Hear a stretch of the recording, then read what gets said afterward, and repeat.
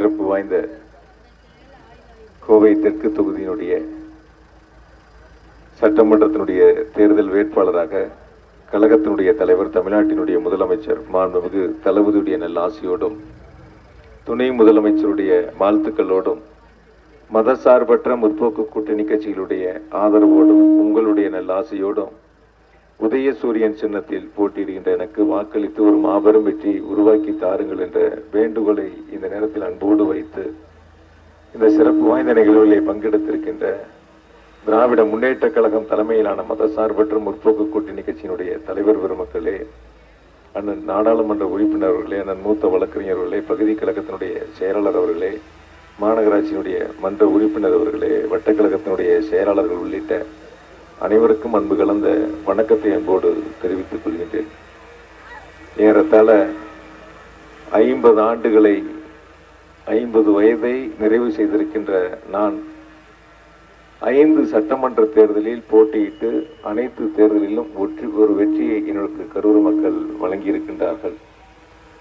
தொடர்ந்து 5 தேர்தல்களில் நாம் வெற்றி பெறுகிறோம் என்று சொன்னால் மக்களுடைய பணிகளை முன்னெடுத்து மக்களுக்கு தேவையான திட்டங்களை நிறைவேற்றுகின்ற பொழுது தொடர்ந்து ஆதரவை வழங்கக்கூடிய சூழலை பெற்று வந்த நிலையில் இப்பொழுது கோவை தெற்கில் போட்டியிடக்கூடிய வாய்ப்பை மாண்பு முதலமைச்சர்கள் வழங்கியிருக்கின்றார்கள்.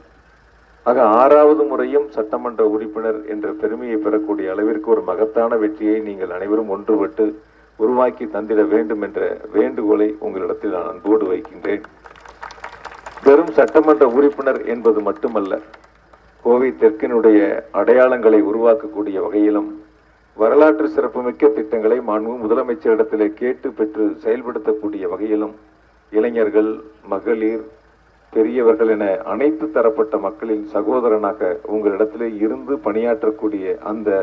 சிறப்பு வாய்ந்த நிகழ்வை நீங்கள் உருவாக்கி தர வேண்டும் என்ற வேண்டுகோளை உங்களிடத்தில் அன்போடு வைக்கின்றேன். கலைஞர் மகளிர் உரிமை திட்டம், விடியல் பயணம், நான் முதல்வன், புதுமை பெண், தமிழ் புதல்வன், இல்லம் தேடி கல்வி, மக்களை தேடி மருத்துவம், காலை உணவு,